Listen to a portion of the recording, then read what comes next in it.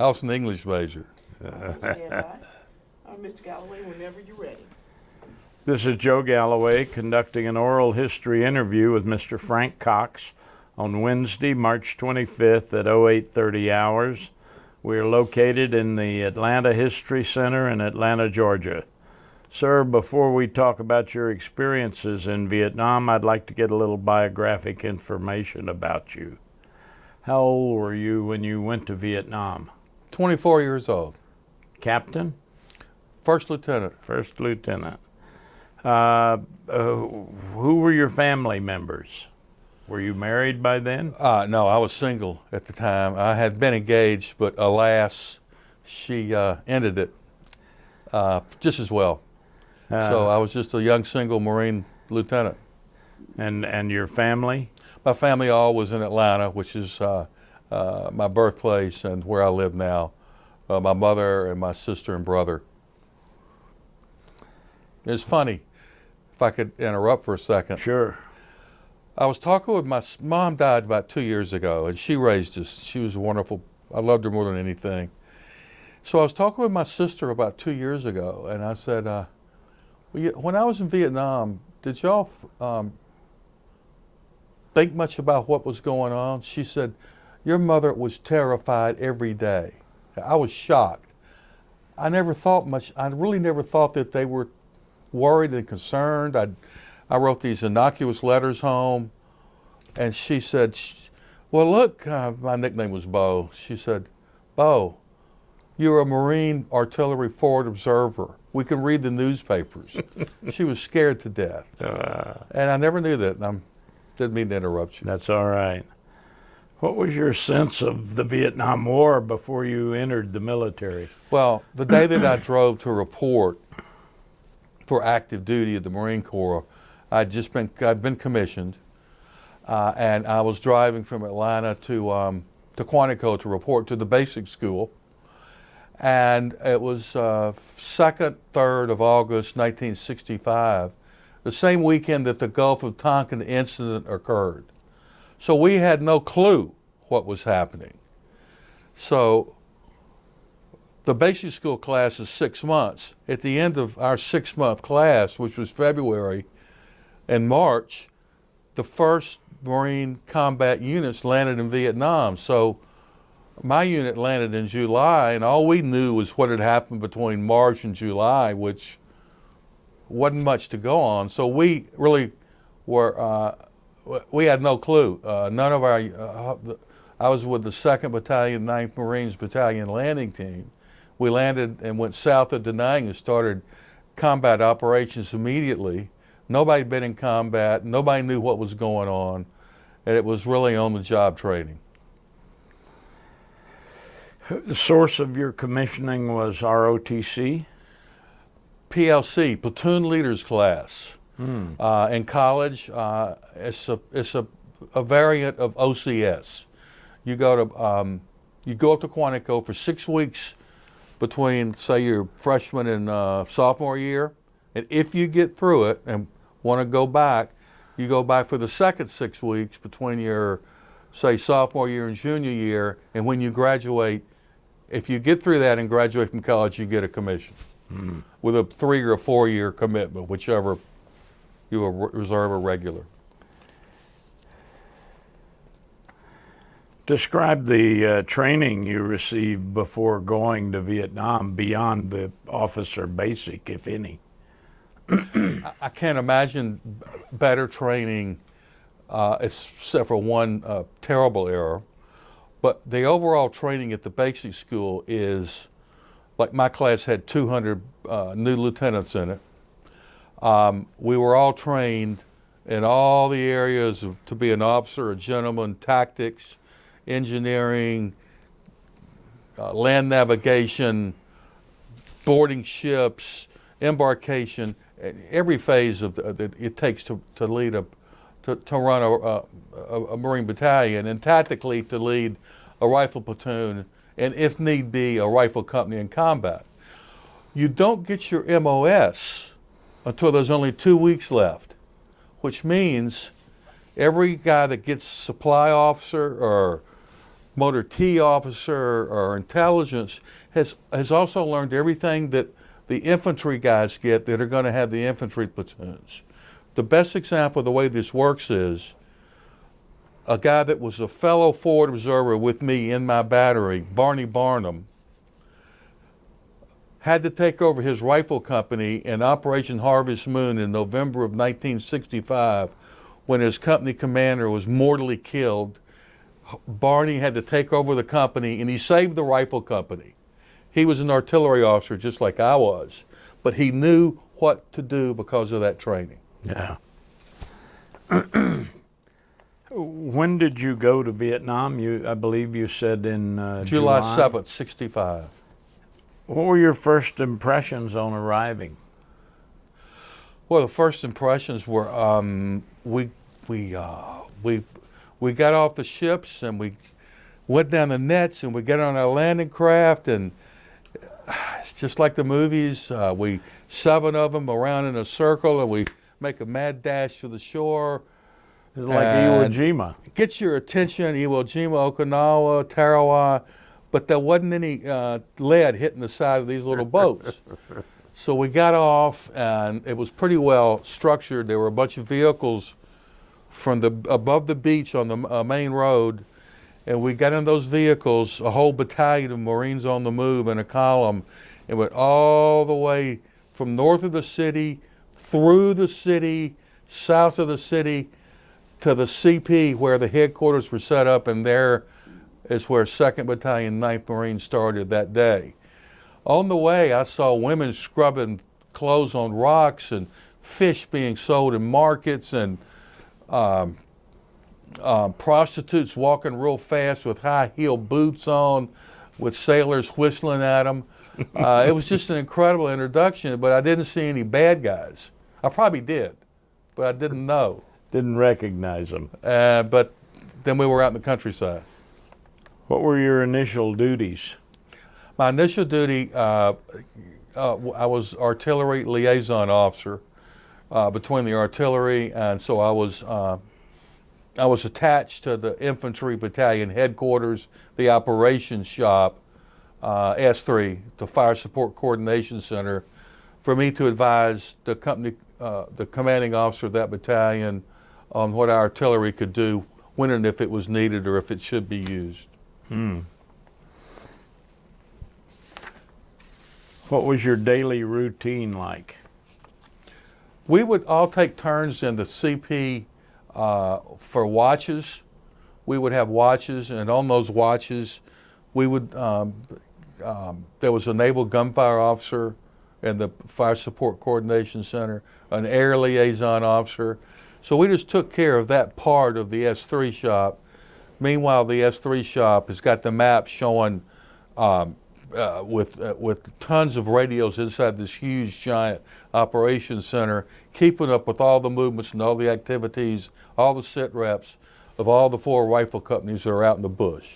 Now, when you were sitting watch in the headquarters, what were the other liaison doing?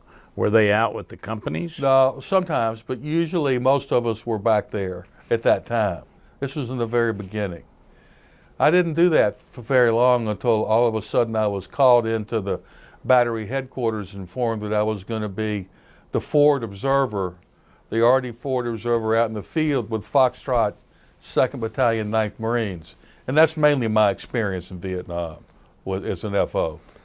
So your life changed at that point. It changed dramatically. I had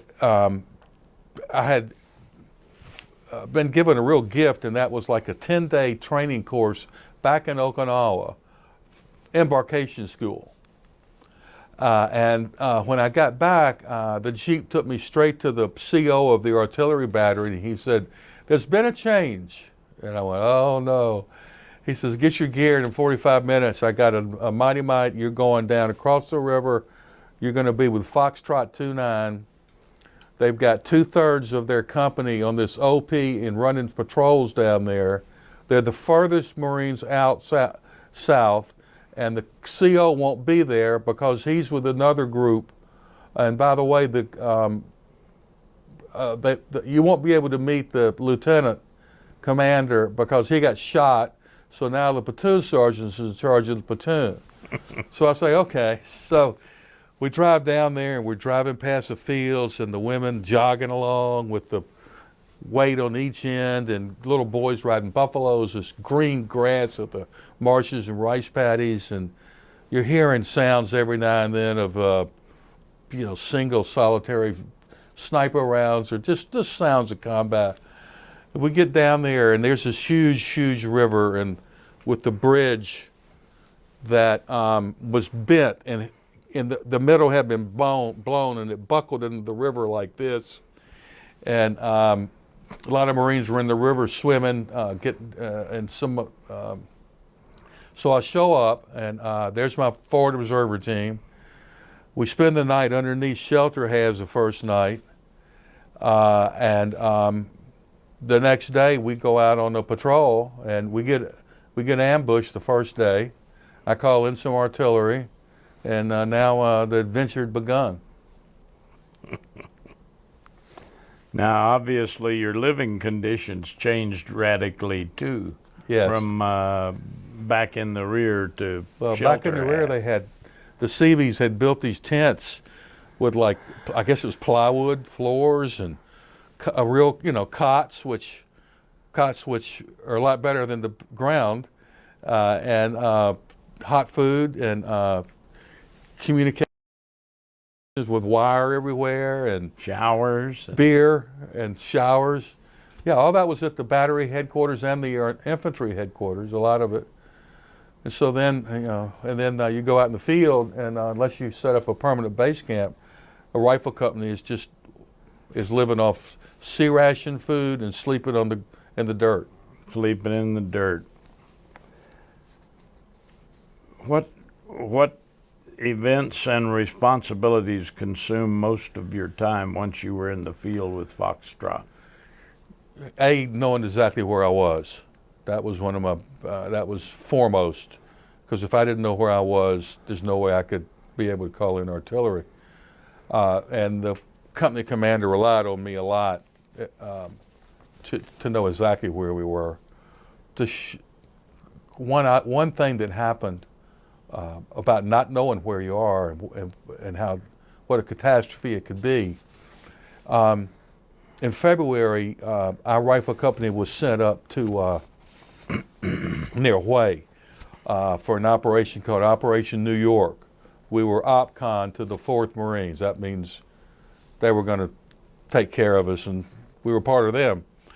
And so all of a sudden, after 2 days of dismantling the perimeter and watching movies at night, they called us together at 3 o'clock, the officers, and they said, the company commander, Carl Reckwell, he said, "We've just been given our mission. We're going to make a night helicopter assault on the headquarters of the 324B Division." And we all muttered sighs and moans. And sure enough, at twilight, we go out to the strip where the choppers were, just a couple of 100 yards away. And we're in a string of like 8 or 9 or 10 for each chopper. And they say, "Stand down." So I go, whew. So we go back to our hardback tents where they've got us. And me and Everett Rohn, the XO, we started playing cribbage. And the gunny came running back in about 10 minutes later. He says, "All right, let's go. We're heading out right now." Well, we go down there, and we are. We take off. It's dark. It's real dark, and I'm hearing this incredible noise. What I'd like to do is to read you one paragraph of my book. Sure. Right now. Sure. All right.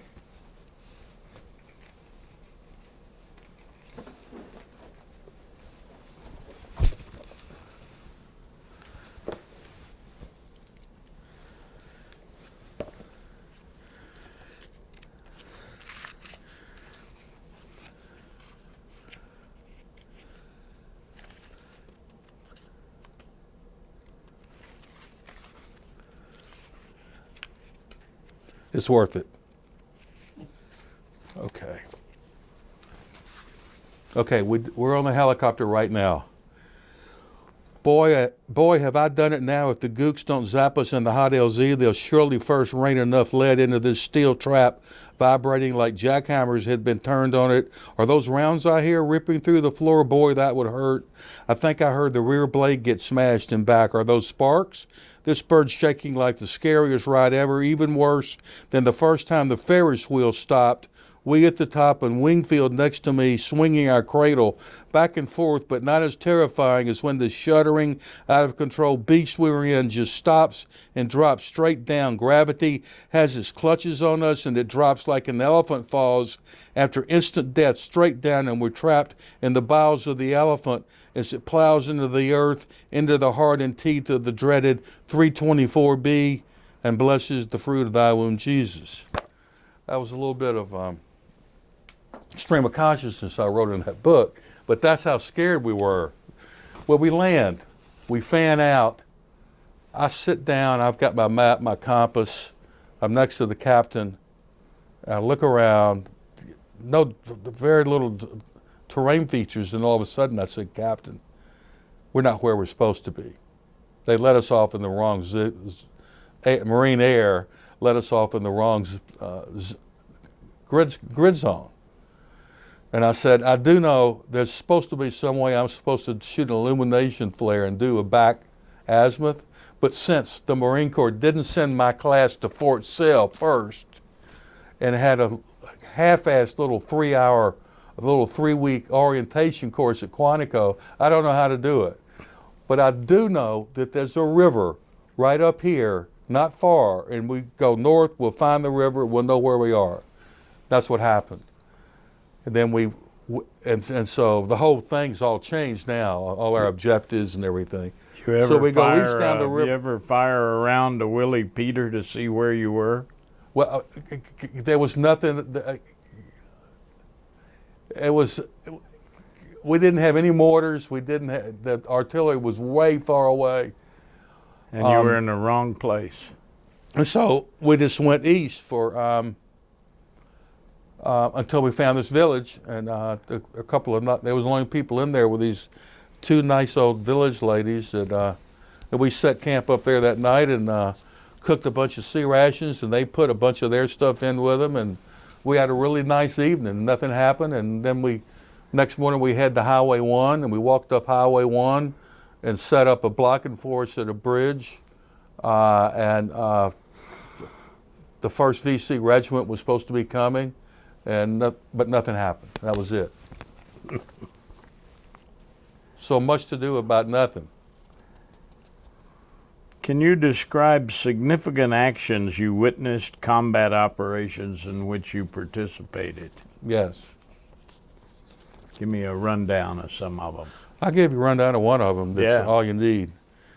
On March the 18th of 1965, the Marine Corps kicked off Operation Kings.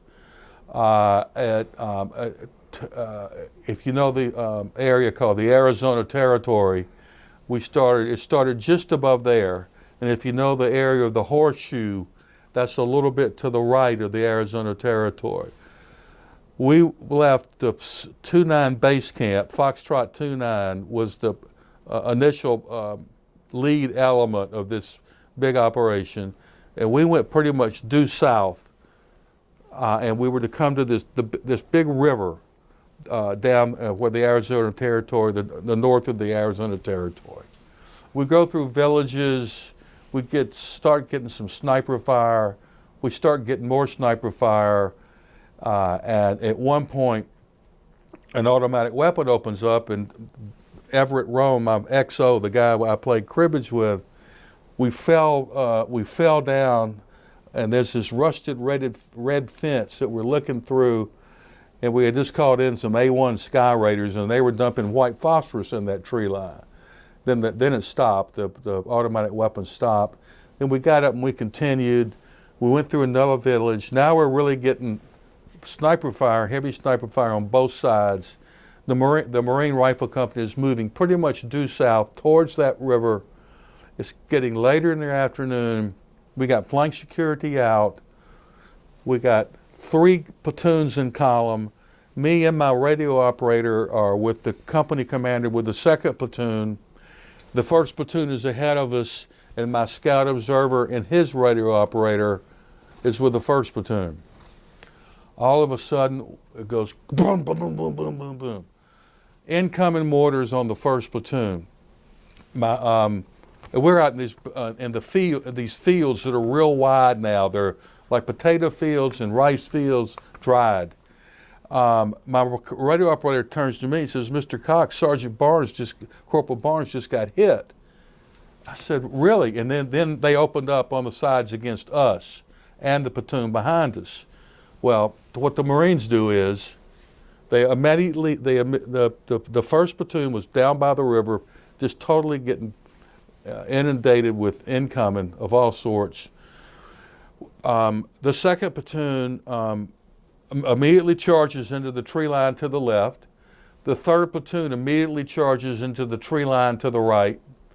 I immediately run down to where the 1st platoon is with my radio operator to check on my scout observer, and also to take over what needs to be controlled with fire support where I could figure out what's going on.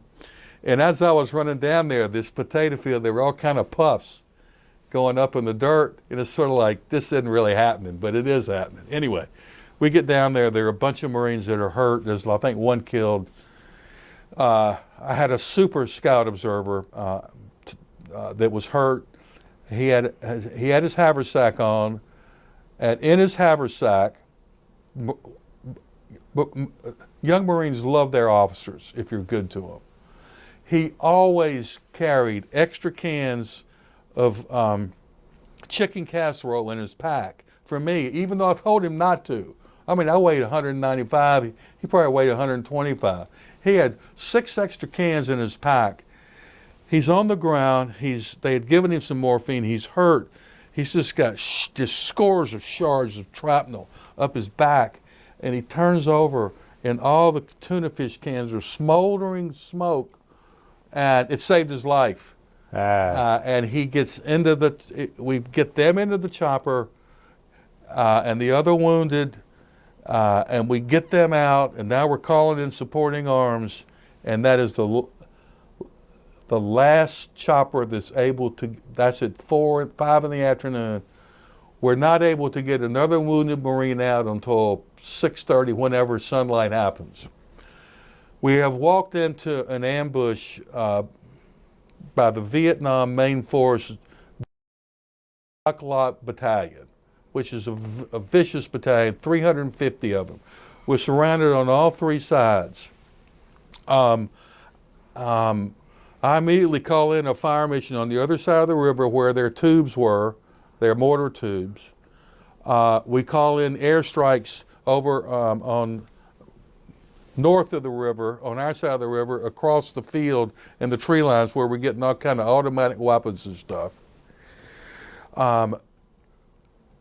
We have Huey gunships, and I have to direct them because the radio failed for our air officer on the ground. And so we're doing all this stuff, time's flying, Marines are getting wounded. Behind us was this giant island of trees that somehow, thank God, had trench lines that deep, 1,000 yards of trench lines snaking all through this isolated little forest. Well, the Marine Rifle Company sets up there in a 360. I'm down there in a hollow by the river, and I call in, more artillery missions. Finally, me and my radio operator make a run, and we get up into the middle of this circle where the captain is. And so all night long, I'm calling in area fire missions, 100, 200 rounds at once. I called in 1,700 rounds of artillery that night, which was a record. It's a record. It's up to that moment for any one incident. We ended up having only 4 Marines killed and 36 wounded. Helicopter tries to come in at 9, and it gets shot and smashes and lands about 20 yards from our wire into the only wet rice paddy area around. and bunch of Marines go out to get the ammo and water off of it, and a couple of them get hurt there. But all the crew's safe, and the crew comes and jumps in the trench line with the captain and me and the XO, and they were deliriously happy that they were alive. But it was quite an ordeal, and we went and did damage assessment the next day, and the villagers all told us that we'd really killed a lot of that unit. Yeah. What was your most vivid memory of your tour in That Vietnam? night. That was it, huh? That was the most, by far, yeah. Describe for me the best day you had during your tour.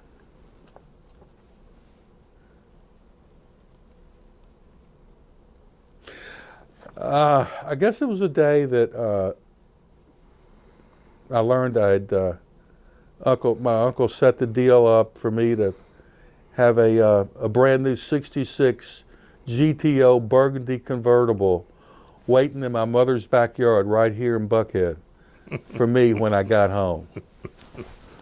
Unless the day I left was the best day. Describe for me the worst day you had during your tour. There were two worst days. That day was one of them. The other one was when one of my best friends from Quantico came by with his rifle company. He was a forward observer, and he came up to me and he said, "You won't believe what happened." I said, "What?" He looked real sad and disconsolate. His first fire mission, remember, we hadn't gone to Fort Sill. Okay. His first fire mission, he made a mistake and called his own coordinates instead of the coordinates where the enemy was across the tree line of rice paddy. And it killed a couple of Marines and wounded several more. Oh, And he was just so sad. And I don't know what's worse than that. I don't either. How much contact did you have with our allies? By that I mean the Filipinos, the Koreans, the Australians, New Zealand, so forth, Thais. Well, by allies, I also include the air cav, Oh, okay. if I can. Yeah, go ahead. Because we were on Operation Double Eagle. It was the biggest operation to date in February of late January, February 65. It was where 1 and 2 combined, and it was near the Bong Son Plain. And we were north of I there. thought they called that Masher White Yes, Wing. you called it Masher, we called it Double Eagle. Okay. Okay, so the first day, anyway, I think it's the second day, early in the morning. They say, "Okay, Foxtrot, you're on top of this hill today. You're going to provide security on top of this hill. But by the way, Mr. Cox, you're needed to go over here." I don't know how I got there, because the first Cav needs a Marine forward observer with them on their operation today, because they'd feel more comfortable since there's only Marine artillery in the area. So I go now with the first air cav with the company. I say hello to the company commander, and we go off into the boonies and spend a whole day operation on this sweep and minimal contact, and they were good troops. And then I got to go back with my Marines and sleep that night. I never was around. The only ARVNs I was ever around was the interpreters. I only visually observed the popular and regional forces. I saw some Korean Marines a couple of times, but I never had any Direct relationship with them. How much contact did you have with your family back home? Just letters. Mother saved all the letters, and she gave them to me, I don't know, about 10 years ago. And then it all rushed back, and that's when I said, I need to write the book. And so between the letters that I'd written her, the command chronicles from Quantico, all the hundreds of slides I took with my Pentex. I was able to put all that together with my memory and create what I think is a real good, I'm proud of the book Lullabies for Lieutenants.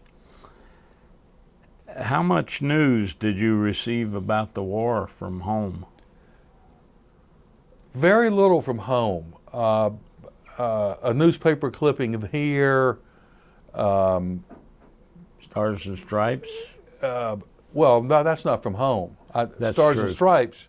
I mean, I'd get something from the Atlanta Journal or they didn't have internet then, so they couldn't print out what Newt Gingrich was thinking about it. But it was just, I'd read Stars and Stripes, but I really didn't give it much credibility. And so the only war that really counted was the war that you were involved in at that moment with your troops right there. And you could have 100 little bitty different wars going on in one county, if you could imagine that. Yeah. Were you aware of any particular political or social events or movements going on back home at that time? Well, I was aware of that there because they were trying to have some coups because of the Buddhist uprising and things like that around Da Nang, and my company got rushed over to guard a bridge when the South Vietnamese regiment was racing up Highway 1 to take over Da Nang, and we were to stop them, and they came up to the river, and my Captain Reckwell walked out on the bridge, and he said, "If you cross this river, I will destroy you." And they didn't cross it. But back home, the anti-war movement started. And of course, our response to that was typical at the time.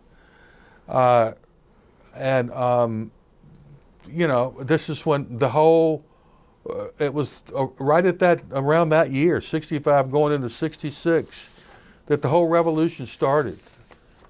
I mean, the sexual revolution started, got ignited. The revolution of, don't trust anybody over 30. The hippies, the whole country exploded over those 18, 24, 36 months. Yeah.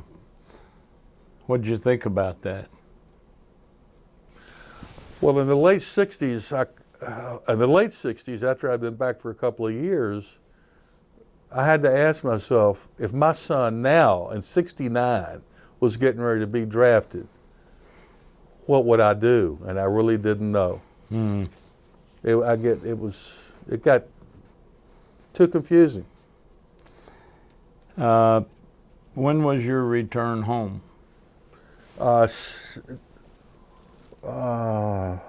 May 1966, May 66. I had left Quantico in April of 65 and checked into 3rd Marine Division in Okinawa, and then in July, the battalion floated over. So 13-month tour.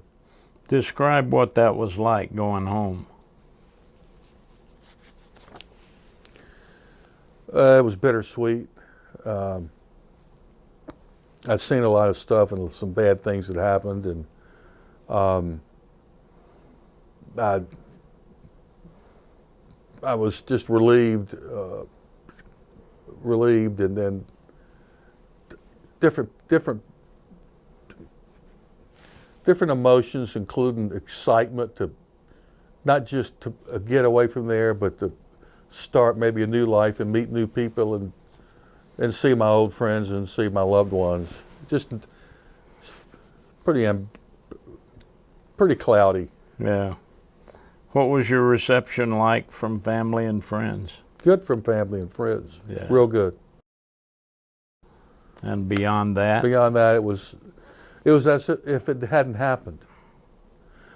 I mean, nobody talked about it, so I started working, and you got out of the Corps? I got out of the Corps. Yeah,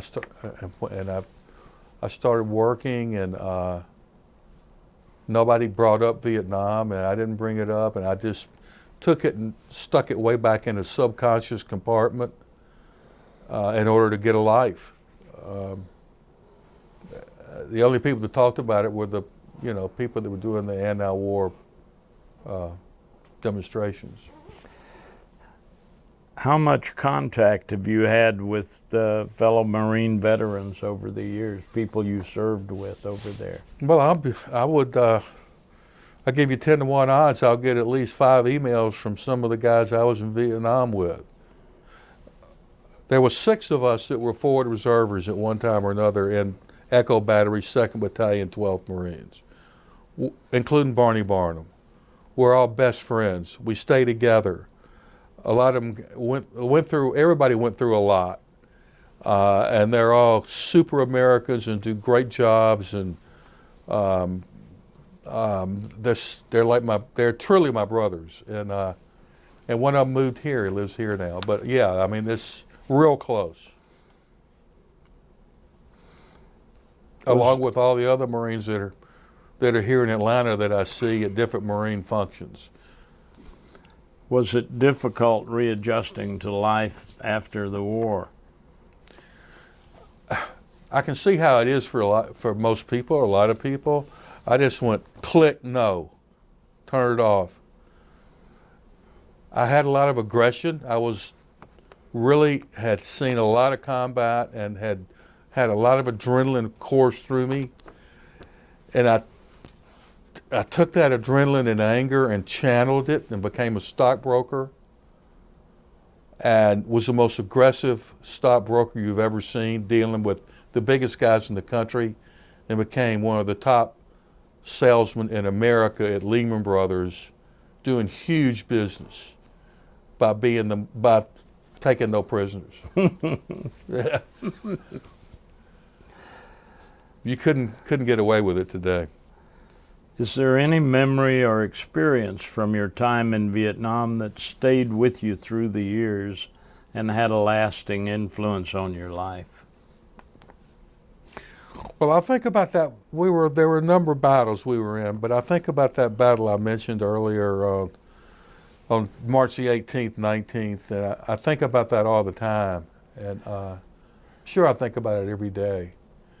Because if those trench lines hadn't have been there, I mean, the whole company would have been just totally wiped out. There was no way around that.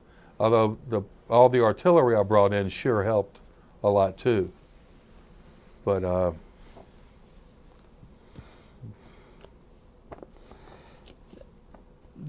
did your experience in Vietnam affect the way you think about our veterans coming home from combat today?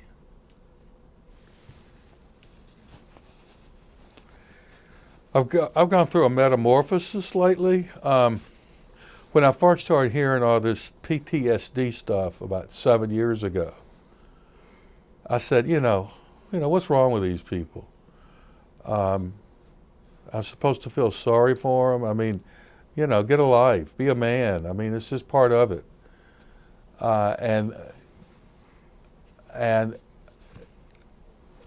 then I started thinking, and I started listening to my own subconscious, and I think we probably all have a little bit of that in us. And so now I think, now it's good that the service tries to let the guys out gently. They try to monitor them. They try to educate them. They tell them it's okay. You're not a wimp. If you can't sleep at night and you think you're going to kill yourself, let us know. So, I mean, that's good. But you think you could have done 6 or 8 combat tours in Vietnam? I don't think anybody could have. I can tell you that that our tours, from what I saw, I mean, I know guys that did 2 tours, but these are much longer tours, and there's a whole lot more kinetic stuff going on in Vietnam than on most of these tours in Afghanistan and Iraq. I mean, they're in combat and they're under pressure, but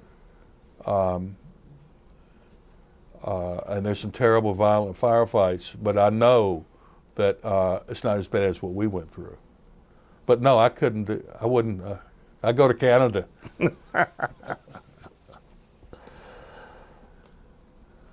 How do you think the Vietnam conflict is remembered here in our society today?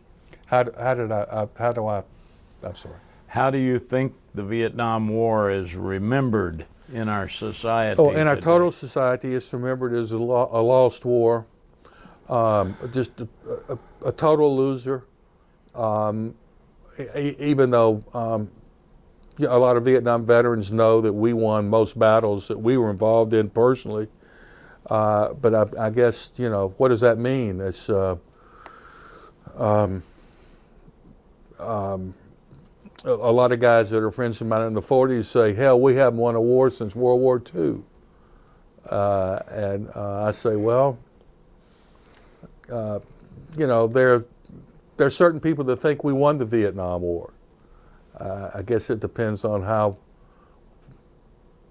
much in depth you want to go to do your research to finally come up and decide and prove the side that you've chosen, because it's hard for me to really answer that. It was just a horrible thing that happened, and it shouldn't have been run the way it was, and there was too much sadness and terror that was avoidable, I think. 58,000 dead Yeah. American boys.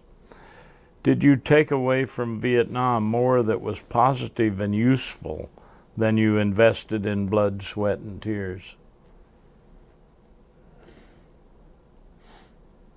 I didn't take away anything positive, except a confidence, selfish confidence, boost of my self-confidence. I was proud of what I did under extreme duress, and I proved to myself that the answer that a lot of guys still ask themselves, even my age, they come up and they say, well, I wanted to be a Marine, but, and all this. And then, and they're all in the back of their mind really saying, what the hell would I have done if they started shooting at me? Well, I know. Yeah. And I'm proud of it. So I responded, and I did my job for my country the best I could. In the end, what did Vietnam mean to you and your generation?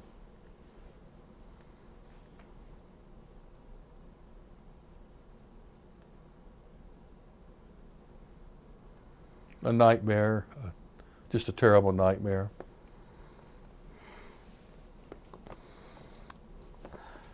Are there any lessons you would take from Vietnam that you would like to pass on to future generations of Americans? Yeah, I think we need more history majors.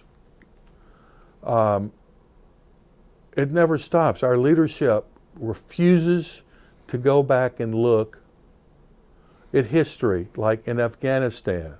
Alexander couldn't beat those people. Yet we go back and we make the same mistakes, and then we start all these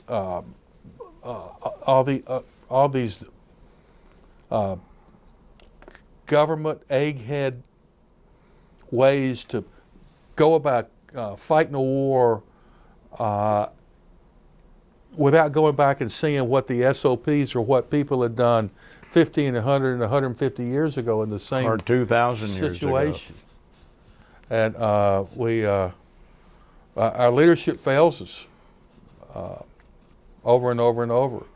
I mean, look at the Air Force. But John Boyd wrote this book I read years ago about the amount of money that we spend on jet fighters that aren't any good. And he told them they weren't any good. And now we've got this F-35. It's just sucking money. That the Marine Corps can't use. Right. Because the Nobody thrust can doesn't use take it. it off of a ship. Nobody can use it. So it's,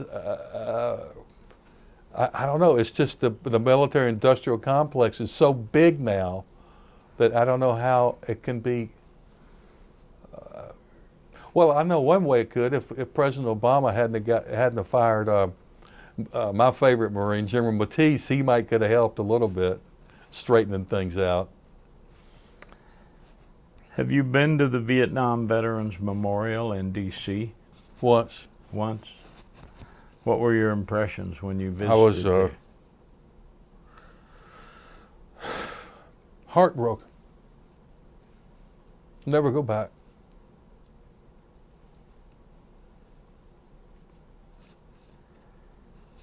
Have you heard about the 50th anniversary of the Vietnam War Commemoration Project?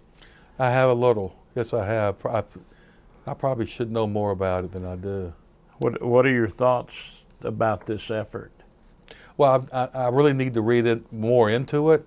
I mean, I get these email blasts and things like that, and I don't know enough to really comment on it. Yeah. But I will. Thank you, Mr. Cox. Thank you, sir, for having me. Yeah, you bet. Thank you, sir. Yeah.